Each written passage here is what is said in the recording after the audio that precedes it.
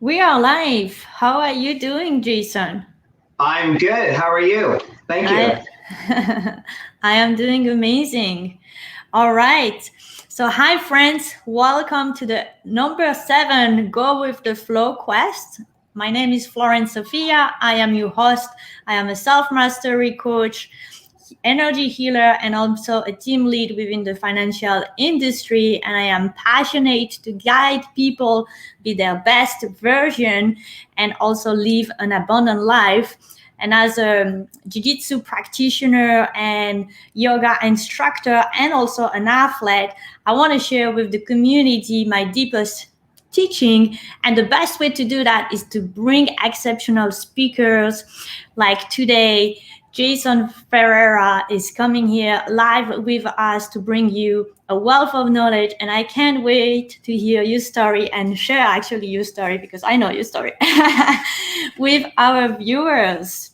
Thank you, Jason, for making the time to come here today. Thank you. Thank you. So for those of you who don't know Jason, let me read his short bio, but of course, we'll hear more from him. So I hope that makes justice of what I will share now. So Jason has dedicated almost 20 years. I'm pretty sure there's more than that.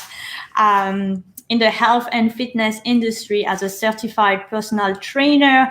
His focus is on health and well-being of his clients, and he adds value to the community by bringing a wealth of knowledge and expertise as a fitness, nutrition consultant and educator.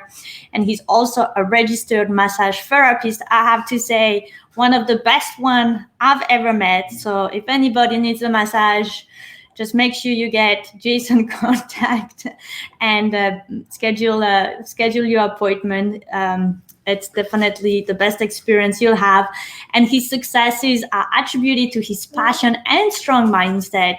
He believes the way to achieve goals, strengths, and dreams come from within and are true inspiration. So I can't wait to go deeper and find out how you achieved a world record in powerlifting. That's pretty amazing. So, Jason, tell us, what are the interesting things you are working on right now, which are interesting to you personally and professionally? So professionally, I've been in the industry over almost 20 years, having a passion for fitness and health and well-being of others at a very young age. It's probably started when I was about 17. And it all started when I was actually, sitting in a workshop in a room full of like-minded people who wanted to make improvements in their life, personal and professional.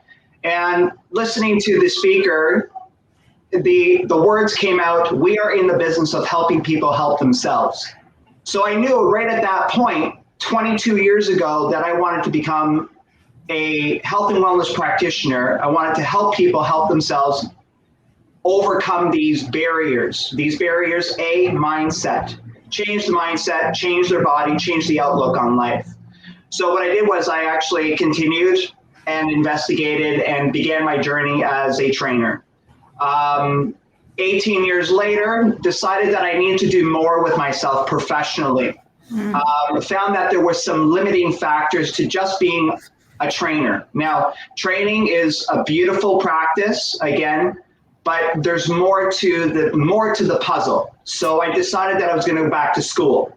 Keeping in mind, at the age of 37, going back to school, providing for the family, as well as trying to make a living, I went back to school full time. And I still maintained my work as a trainer.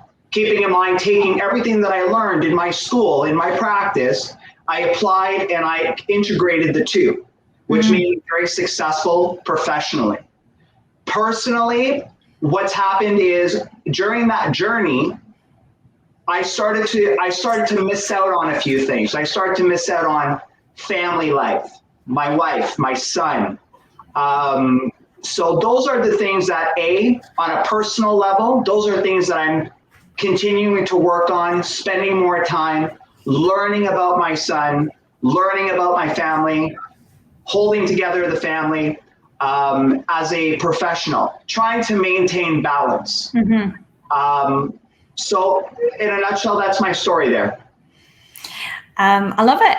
So tell us, how did you come up with your business practice and your business model, which is, very client oriented, and how did you come up with that vision?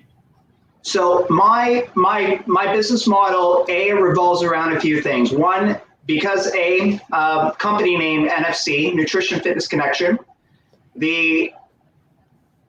how I describe NFC is we go around your body in 60 minutes. And what do we do in 60 minutes? We basically dissect what's happening within that 1 hour with the client. What I do is I listen to what the client wants. I observe, I listen, I reflect on what it is that they're looking for, and then I show them exactly what they need, what their needs are in order to give them what they want.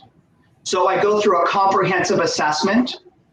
From the comprehensive assessment, we go through a few things, which takes, again, about an hour. And then from that point, we make a decision right on the spot. Am I the right person for this client, or can I actually refer out? Mm-hmm. Most of the time, I've been very fortunate to actually have an opportunity to work with my clients, giving them what they want, showing them what they need. Most of my business is driven to me based on referral.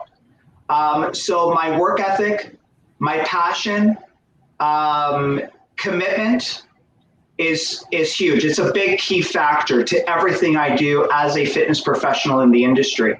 And I think you're also very good at judging what the other person need without them being able to explain you. So I think you have another sense, a hidden power to be able to deliver a program that is challenging but also well suited to the other person. And the same with your massage therapist business. You're very, very skilled. I think we talked about how you are able to follow the body, and on this, your deep understanding of the body is basically what makes you so successful at it. Is that you listen to the body instead of just, putting on a body what you have learned, right? Exactly. The biggest thing is, like, as a professional, I think there's a couple of things that we have to tap into. We have to tap into our senses. Mm-hmm. We have to tap into what's actually happening around us. What's the energy that's being given? And being a body worker and a trainer, when I'm doing both, I'm seeing with my hands as I'm actually doing my massage, right? Mm-hmm. I'm feeling. But what I'm feeling is I'm feeling the energy that's actually being given off, whether it's too much or not enough. Am I satisfied? Am I satisfied with the end result? And if I'm not, my passion takes in, and then I end up doing more. I go over and above till I'm actually satisfied. I love that. I want to go back to what you shared in your introduction. You mentioned that you use the tools that you have learned to be so successful, and I think those include strong mindset, discipline, having a strict regiment. Can you share that story, how all those little tools that you learn along the way in your journey, how those were so critical to who you became today, basically?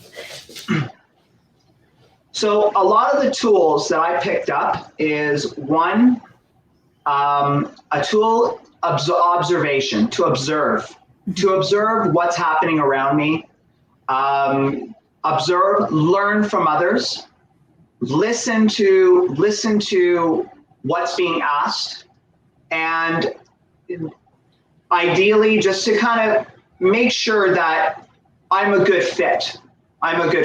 So I'm going to listen, I'm going to observe, I'm going to reflect on what's being asked of me, and can I deliver? Mm-hmm. Tools, hands-on, is I want to make sure that I'm keeping educated.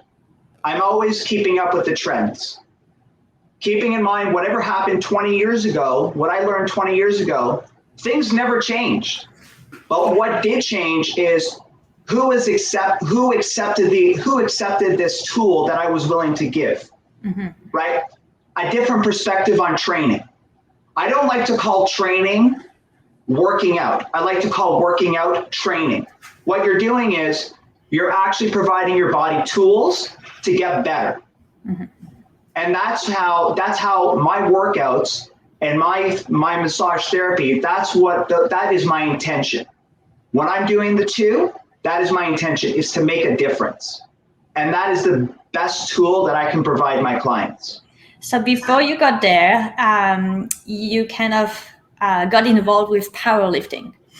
I want to know how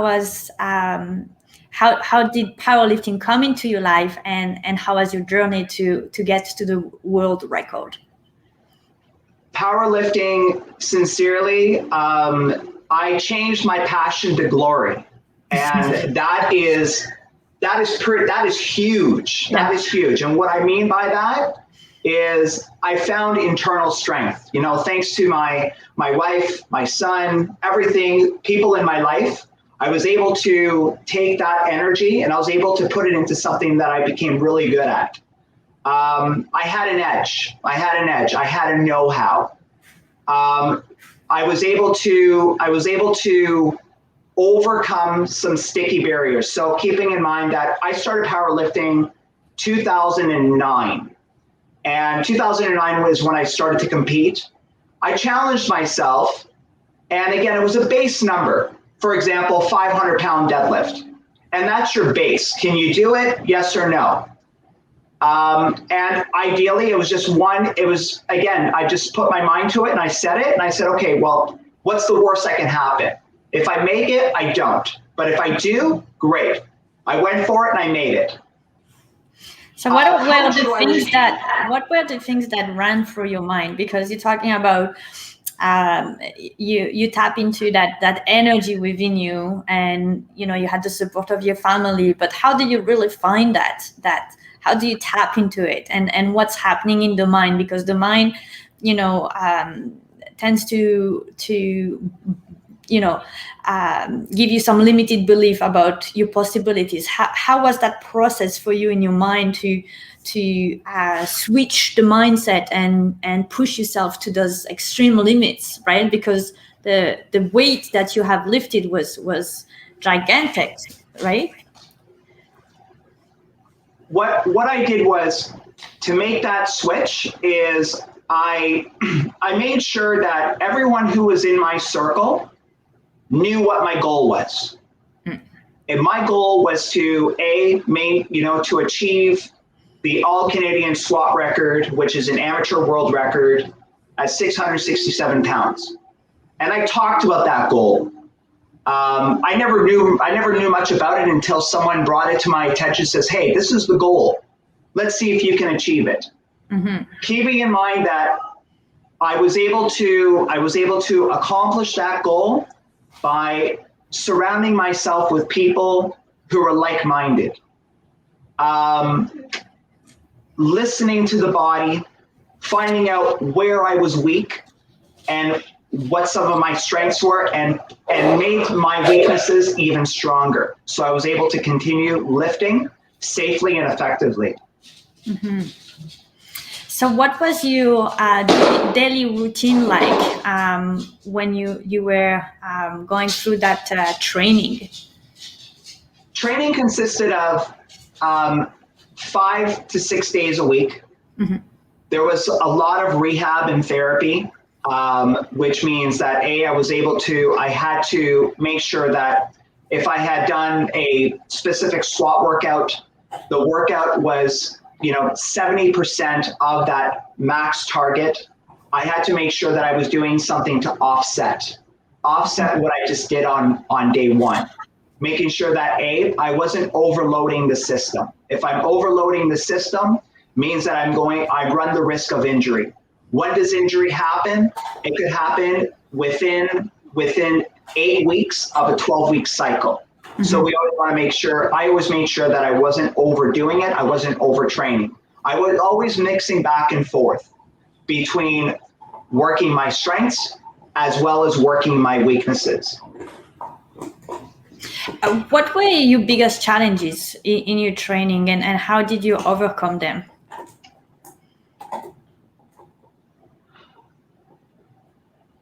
Repeat the question again, Naz. What were your biggest challenges with your training? Was it for you the consistency of the training, or adding the weight every time, or was it to keep going? What in your experience was the biggest challenges, and how were you able to overcome those? Fear. Mm. Fear of not making it. Fear of getting pinned under the bar and not being able to make it. Mm-hmm. There was always a risk. And that was a big challenge. Keeping in mind, what I had to do was I had to overcome that fear, see myself in the moment, so visualizing exactly what is my end result, mm-hmm. which allowed me to overcome that fear. I had to physically see myself doing it. You can't see the weight on your back, Mm-hmm. unless you actually visualize yourself lifting that weight. So fear is a huge factor. Understanding how to overcome that factor, having good people around, Mm-hmm. who are going to encourage you, understand what the goal is. And ideally, those were a few things that I did to overcome that obstacle. Visualization, positive affirmation, mm-hmm. And speak what the intention is. Mm. What is the intention?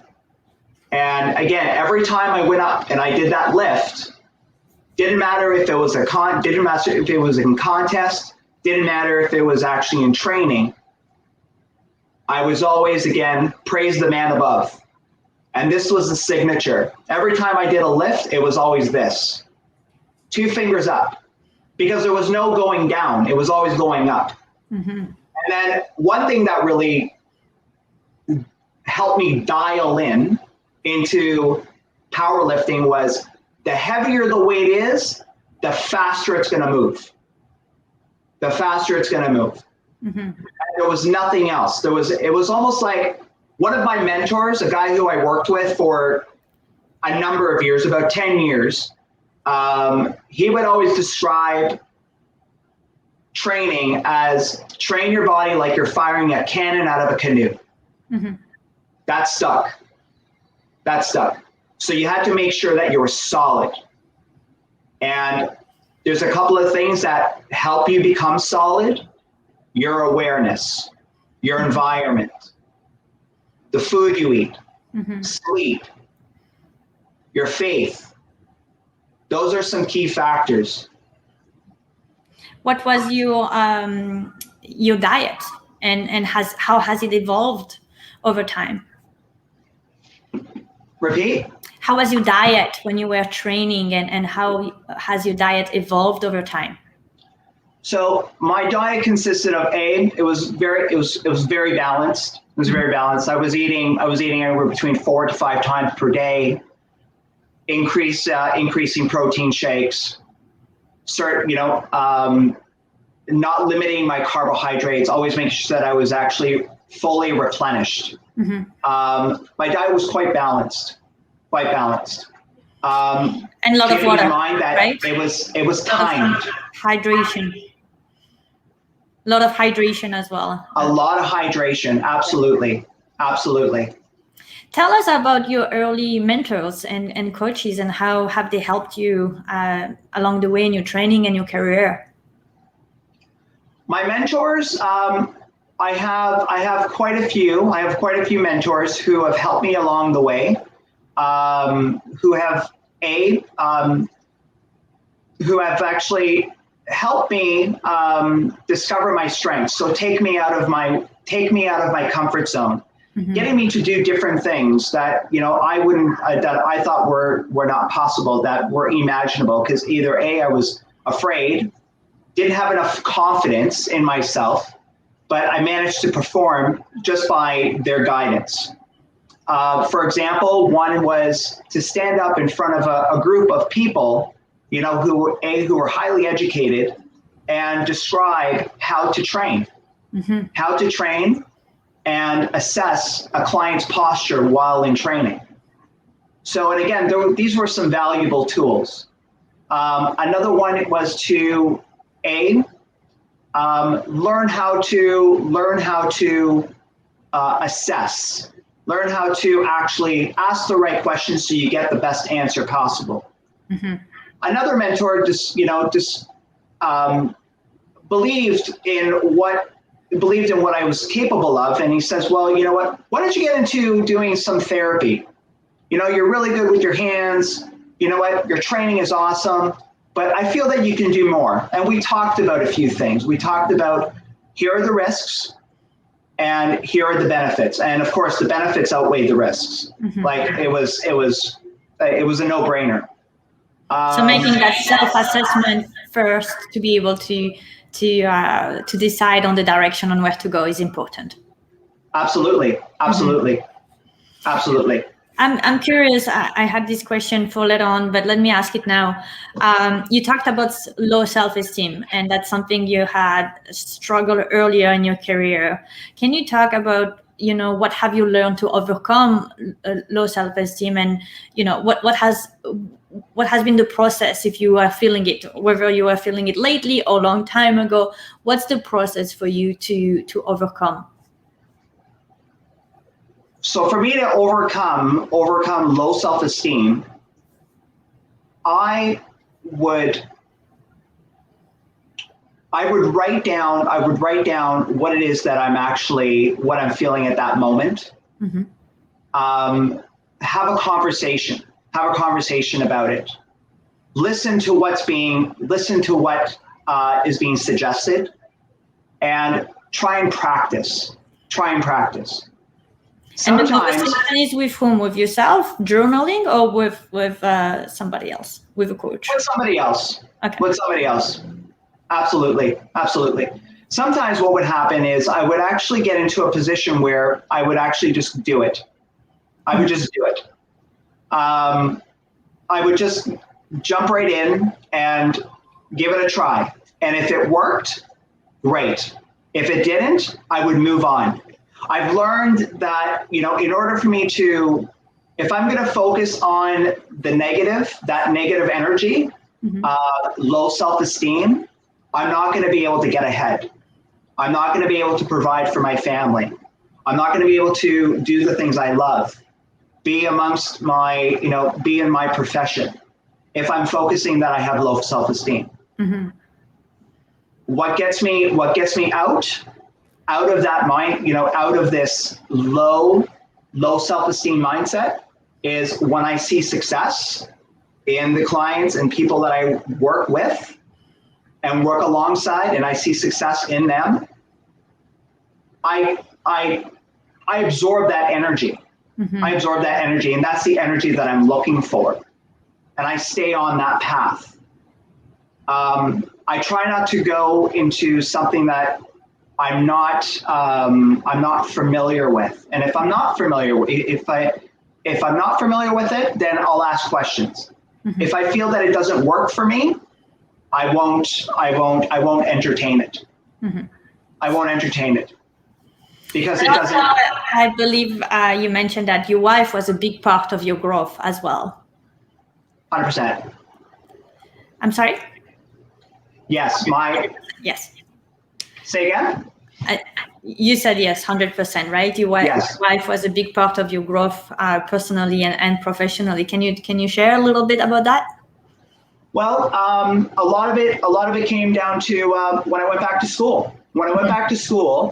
Again, going through my powerlifting journey. My wife was actually a very big supporter in my powerlifting journey. From days where, the workouts were really hard and I wasn't feeling strong, but again, getting me back into that positive mindset, I was able to overcome those obstacles, to going back to school, at the age of 37, and then, and doing it full time. And every time there was a test or an exam, or the words were, "You got this." Mm-hmm. It's like work. You're going to go and you're going to do what you love, do your best. And again, the outcome is the outcome. Mm-hmm. I love how all the things that you have learned and how your coaches and your wife has pushed you and support you, how you putting that now out to your clients. And I really, feel and believe that this is one of the things that makes you so successful, is that you want your clients to be better, right? Not just physically, but also emotionally. And you share that genuinely when you are around them. Absolutely. Mm-hmm. Absolutely.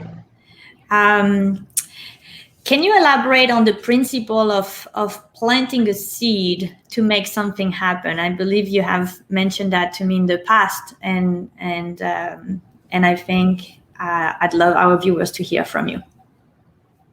Planting a seed to make something happen. To make something happen.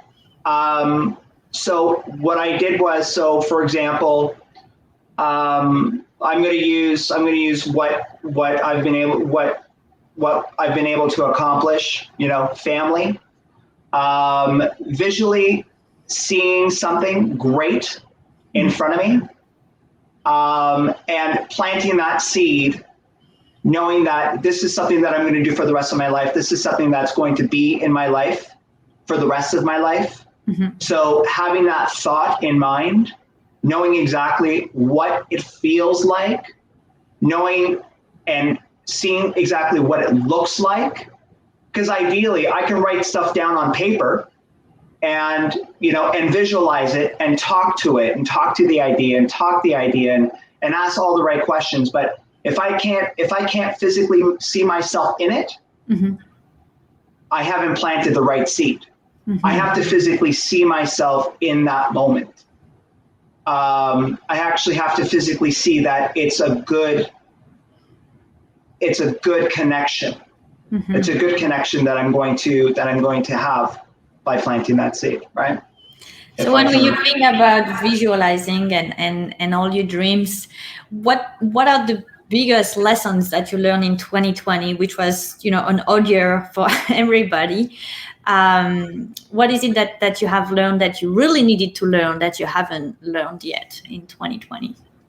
Well, the one thing that I've learned in 2020 is be patient, live life day to day. Live life day to day. As I've always put it, again, firm believer in the man above. God's only going to give me what I can handle, and I've always kept that in mind. Mm-hmm. Learn to adapt with the times. If you don't know how, ask. Mm. The other. What was the other part that you were asking? So what were your biggest lessons in 2020 that when we went into 2020 you haven't learned and that you needed to learn? So there's a couple of things. One is, well, what I started doing was a lot of online. I started doing a lot of online coaching, a lot of online training. Mm-hmm. That's something that I didn't think I was going to entertain. That idea was non-existent for me. I had to adapt and I had to learn quickly. Something that I would need to work on more, organization. Mm-hmm. Organization, especially when there's a different, and I would just say organization, really. And that is one big tool that I would say need to work on more. Keeping in mind that when I'm working and I'm doing what I do and I do it best, I work very hard, but I put too much passion into what I do. Mm. And sometimes rather than working on a linear, I'm very up and down. I'm really good. And then all of a sudden I start to drop a little bit. I start to dwindle. And if I start to dwindle, work performance or, anything of such, whatever I'm working on, it may actually, it may be affected. So learn to adapt, but also be organized as things are progressing. Mm-hmm. So 2020 was a challenging year for a lot of people, and we all have our ups and downs, and it's it's just part of life. When you think about times where you were not able to do much, and maybe you were hard on yourself and maybe sobbing or crying, what were the types of habits that you were able to hold on to keep you going in those challenging times? So thinking about habits that keeps you, moving forward. So some of the habits really, at the end of the day, allow me to think about that. Allow me to think about it, because I would just naturally just do it. It's not a habit. If a habit becomes something that you do day in and day out, right? For 3 consecutive weeks, 3 months, 3 years, and all of a sudden that becomes permanent. So when you think about pushing yourself and keep doing for your clients, what has installed that strength in you? Is it through the powerlifting and all the challenges that this has brought to you, or is there anything else that you tell yourself? You talked about positive affirmation. Like, what's the process in your mind when you think about going through challenging time and picking yourself back up? If it feels right, it's going to move right. Mm-hmm. If it doesn't feel right, I'm not gonna entertain it. If I feel that I can't benefit, from it, if I can't take that information and apply it right away, I'm not going to entertain it. I'm not going to move forward with it.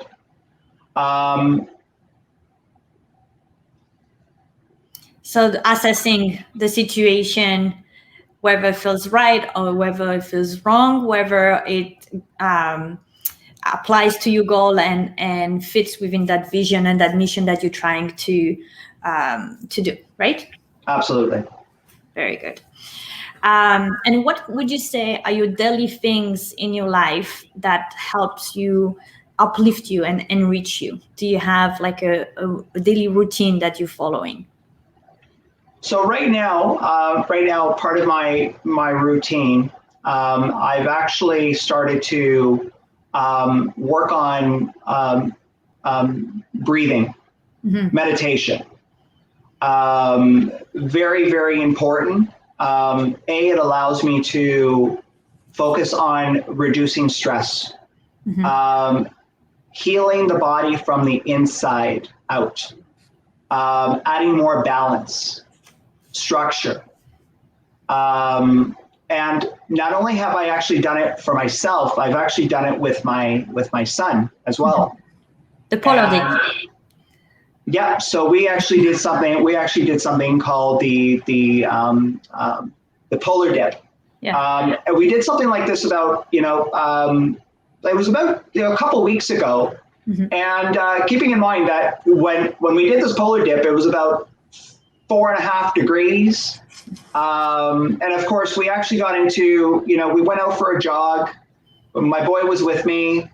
And of course, we did some breathing. We did a breathing meditation.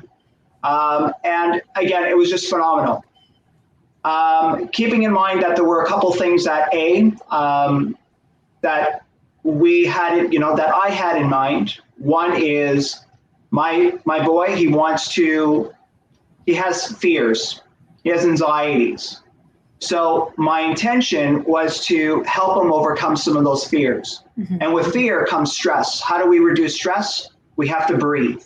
Mm-hmm. So those are some things that I'm currently working with him, in order to actually add some balance. Mm-hmm. Stress is, again, it's a killer. We have to learn to overcome it. When we actually did the polar bear dip was the actual stress itself. And again, so to hold him to that position, to hold him and I in that position where we have to walk into cold water, this is the stress. How are we going to deal with this stress? Can we overcome the stress? Again, you have 2 minutes, go. Now you're in a position where you can either run, fight, or flight. Yeah. So again, in that position, he and we stuck it through. For 2.5 minutes, again, my little guy, he stuck it through. And all I could do really is I could look him in the eye and I can say, it's okay. Things are going to get better. You're going to overcome this stress and you're going to be even better on the other side. So hearing this and getting him involved actually adds, it actually adds a lot of value, because now what's happening is he's actually coming over and he's saying, well, hey, Dad, are we going to do our polar bear dip? And he's asking for it. I'm like, hey, this is awesome. So really, at the and end you of the are day, like, let me think, son. Yeah, absolutely. And really, at the end of the day, that's where the mindset comes in. That's where the mindset comes in. You can either jump in, figure out, are you going to make it or not? Yeah. And really, at the end of the day, you're going to make it. What's the worst that can happen? So again, you're given the tools, use them. But you don't know the tools you have until somebody's actually pushing you, but and showing you and encouraging you. I do love the question you are asking yourself, and I think a lot of coaches use that. What is the worst things that can happen? Right? Think about what's the worst thing. What is the worst thing that can happen? Yeah, that's a good question to go through and then decide, like you say, go. Absolutely. And really, at the end of the day, again, you can learn from it. You can make it a great story, or you can make it, not such a great story, and learn from it. Really, at the end of the day, because again, that polar bear dip is fear. Most people would actually call, those who are doing polar bear dips nuts. Yeah. Again, but you move forward.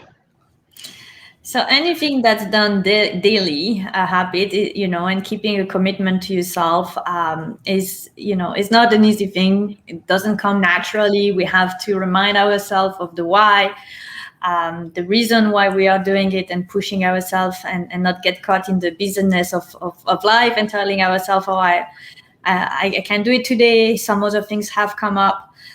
When we think about, habits that are good for us, and you have a lot of them that are great, what are the things or the habit that you want to add to your life that you think will bring more to you, that you want to start for 2021?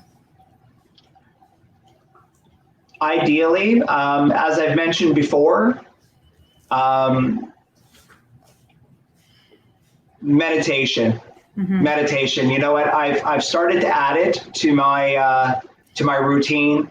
It's something that I was doing, sincerely when I was doing in powerlifting. It's something that I was doing when I was actually in school, and because now what happened is I got so busy, with my passion, that really at the end of the day, I stopped taking care of me. What that means is like, bring it down a level, actually get into the moment, listen to the body. That becomes a habit. Yeah. Listen to what your body's asking of you, slow it down. And again, look at the outcome, look what's happening around you, right? And if things aren't working out so well, then chances are what I'm doing is not so healthy. So get into the habit of just kind of slowing down a little bit, taking more time, and doing more self-care. That's something that ideally making more time for the family. I think that's huge. Because as practitioners, we spend a lot of our time doing what we do, and we love what we're doing, but sometimes we forget the minutia, where it all came from, right? So, and again, making a point. So how do you teach your son? How do you talk to your son about, all the things that you have experienced in life, and how do you teach him about having a strong mindset without putting him, through what you went through, but allowing him to think for himself and grow as a stronger child and later on, adult? So what I did with what I do is I've always told my son sincerely to do your best. Do your best, and sincerely, doesn't matter how hard it is, do your best. If it's bringing out the worst in you and you don't like the person that you've become, get out and get into something that's bringing out the best in you. And that's what I tell my son all the time. We can look at school, we can look at, at communication with friends, we can look at, again, Taekwondo. Again, these are some of the things that he's really interested in. And I'll share some of my stories and I'll tell him, I'll say, look, you know what, this is what I did, this is how I overcame it. I kept practicing. Didn't matter how hard things were, I practiced till it became permanent, till I didn't forget. So I was always on it. And I tell them all the time, I said, really, at the end of the day, if you love something so much, find a way, be smart, be specific, and go and get it. Go and get it, because really nobody can take it away from you unless you give up. Yeah, but it's important to have those clear goals, right? The clear goal, absolutely. And I tell them all the time, I said, you know what, your passion to become a black belt, it's the game of inches. You got to make sure that when you're going in and you're practicing like you're a black belt tomorrow.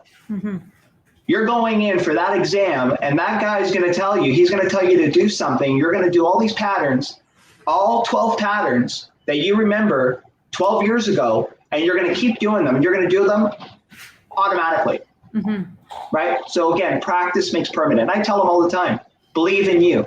Always do your best. And I think also it's important to enjoy the journey, right? A lot of people get bogged down with the end goal, which is nice. And I don't know how it was for you, but I know when I compete in jiu-jitsu, you have all this hard training, which, you have to put like at least 2 months of rigorous training. And it's not just training, the technique and drilling and rolling, but it's also getting your cardio up, getting your diet perfect during that time, getting you sleep, getting your stretches, and doing all kinds of preparation, also meditation, visualization, mindfulness to get ready for that. And it's hardcore. And then once you get onto the mat and you compete and you get the medal, it seems like the happiness and that thrive, that high of winning doesn't last long enough. And then you're like, okay, so what's next? Right? So it feels like the winning and the success doesn't last long, but it's actually remembering to enjoy that training, because that's actually what's allowing you to grow, to be better, and to say, yeah, I'm so proud. I have grown so much out of it, and it makes me a better person. And then you realize, oh, wow, all this training, I'm enjoying it. I just want to have that as a lifestyle. I want to keep doing it, but maybe bring it, intensity down a little bit so that you can have other things in life. I believe that's also important, right? Is the journey along the... Absolutely. I'm a firm believer that, in anything that we do, it is a journey. Just because what we for example, I set a world record in powerlifting, or I set the all Canadian national squat record. You know what, it's taking that, it's like, okay, so what did I do? What did I do? Now what's next? Mm-hmm. So what's next is I'm going to apply that discipline to what I'm currently working on. Yeah. And if it's self-help, if it's becoming a better parent, if it's actually, becoming an even better practitioner, I'm going to take that dedication, the same dedication that I applied back then, I'm going to carry it forward into something else. Yeah. So I'm always building layers. Mm-hmm. I'm never staying the same. Yeah. Right. And that's something that I try to pass on to my little guy. Mm-hmm. Can't wait to have him on the jiu-jitsu mat with me. All right, let's move on into our rapid fire questions. So just, you don't have to go into too much depth to answer them, but whatever comes to mind, you can just, share the answer with our viewers. Okay, ready? Yeah. All right. All right. Question number 1: who is your hero? Who's my hero? Mm-hmm. Sincerely, my my parents. I can't single one versus the other. I have to say my parents. Honestly, at the end of the day, really, they've brought me up to be the man that I am today. Passionate, committed, motivated, resilient. Again, I can pass that energy, and I can. That's that. Ideally, sincerely. I can't remember. Did your parents imagine you as a personal trainer, or who you are today? Oh yeah. Again, it was one of those. Well, you know what? You want to be a trainer? It's like, okay, really. At the end of the day, okay, let's see how it goes. Mm-hmm. And again, the rest is history, right? Very nice. I love it. What drives you? Performing or doing the things that the ordinary person thinks is impossible. Mm. The idea behind, you're crazy. I would never do that. That's dangerous. Really, at the end of the day, anything is possible. The drive of the human mind. That's your fire. That's your fire. Absolutely. Mm-hmm. Absolutely. I love it. So you wake up and you're like, how can I be extraordinary today? I try and do my best, really. I love it. Who brings the best out of you?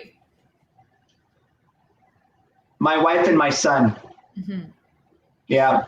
Again, within the people who are within my circle, from the people who I work with, who I've worked with, who have mentored me, my family, those are the ones that actually bring out the best in me. And there's so much. There's so much. It's not just one. Mm-hmm. Each person in my life brings out a certain component, and that's how I can describe that. Yeah. Very nice. How do you bring the best in them? My passion, mm-hmm. My commitment to always putting food on the table, resilience, doesn't matter how long the day is. I could work a 14-hour day and I'm still going to get up tomorrow, mm-hmm. and I'm going to continue doing what I do because I'm passionate about it. Mm-hmm. And therefore that energy, that level of energy, I bring home. I don't, there's not a moment that I complain about what I do. And, and I try and push that on to my family, telling them, I said, well, you know what, things are tough out there, but again, you got to move on. You got to persevere. I love it. What was your biggest realization looking back at 2020? A lot of time was missed. A lot of time was missed when I was in school, when I was powerlifting, and when I was in a position where I was trying to pay off a house, do what I do, and become a good parent, a good husband. I found that I wasn't around a lot. 2020 brought that out in me where I wasn't around. You know what? I had to be there for my family. There was a lot of time missed, but with good purpose, good intention. But at the same time, I was doing what I was doing, but I was missing out. Some days I would, it's like I would only see my son like in the evening time. And if I were to count on my hands, that's only a day. That's like one day. It's like, really, how can I get to understand or know who my boy is, right? Who my family is. So a lot of stuff was being missed. But again, it wasn't intentional. It was just the way it was. And so 2020 brought that out where I was able to take a good amount of time and focus and actually dedicate that time that I had missed for the last 10 years. And it was like I never missed it, because now the intention was like, okay, this is where I see my life, how I'm moving forward. Right. So it's powerful stuff. Yeah, I agree. Who gave you the best advice in your life, and what was it? So my wife, she's given me a lot. She's given me some great advice. She's given me some great advice on don't sell yourself short. Don't sell yourself short. You're worth more than that. And self-worth, she's taught me self-worth, to that I can accomplish anything that I set my mind to. So those are some huge lessons that I've been taught. But self-worth is huge. Don't sell yourself short. I love it. What is the next big thing for you personally and professionally? Do you have any plans? So what I do, I'm currently working on my business, my practice. Every year, what I do is I continue to educate myself. One of the big things that I would start doing is to connect with like-minded practitioners, people who actually understand goals, visions, by keeping clients' best interests in mind. So this is something that I'm going to start working on, and I continue to work on as I move forward. Beautiful. Okay, last one. What is the one message that you want to share with everyone, that they can keep, to be inspired, or one message that sums up everything that we talked about? Dig deep. Always make sure that check in with your level of thought, your thinking. If you think you're beat, you've already lost. Be humble.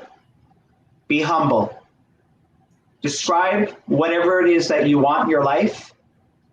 Write it down, visualize it, keep it always in your back pocket.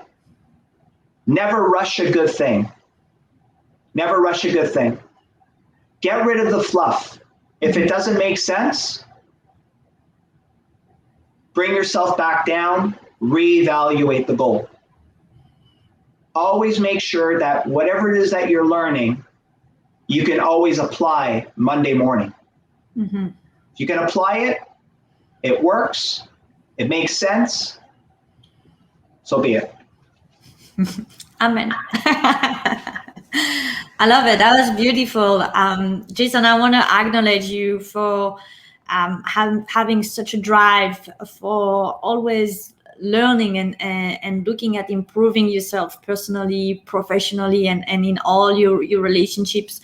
I think people, don't know how much studying and how many hours you have put in learning and being the expert that you are today, and your continuous education is not something that is ending here. You have more plans for adding more tools in your toolbox. So really, kudos for that, and for sharing your gifts of wisdom, inspiring people, and always looking to improve people's life.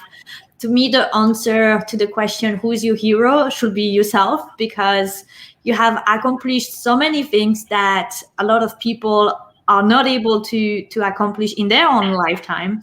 And I hope that your story will encourage a lot of people to be more, to do more, and to share more. So thank you for all that you have shared, and I hope that everybody got something out of it, or at least one thing to improve and make their life better. Absolutely. Do you have any final words?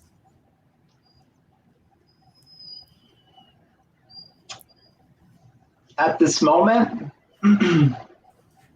I'm just again, I'm grateful for everything that I've been given, all the opportunities that I've come across, and again, I've learned so much. And if there's anything, again, the biggest thing that I can always suggest is just believe in you, never give up. Mm-hmm. Never give up. Really, at the end of the day.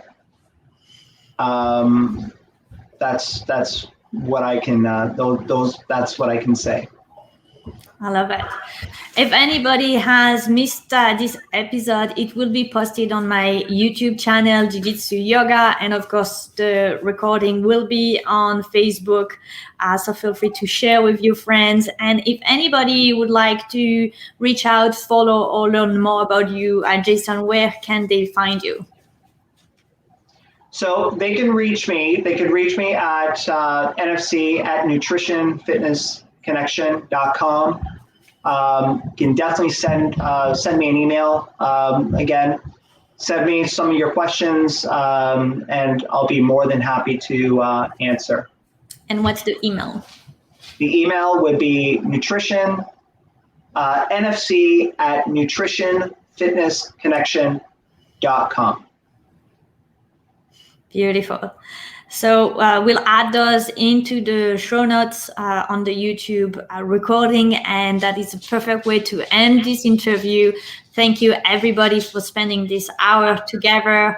And please share, follow, and subscribe to my YouTube channel, Jiu-Jitsu Yoga, so you can catch the next episode. And make sure to share your comments, feedback. And until then, just like Jason just mentioned it, remind yourself that you are your own hero. The answer is within all along, and dig deep. Dig deep and never give up. And never give up. Beautiful. Bye, guys. See you next time. Thank you, Jason. Take care. Thank you. Bye.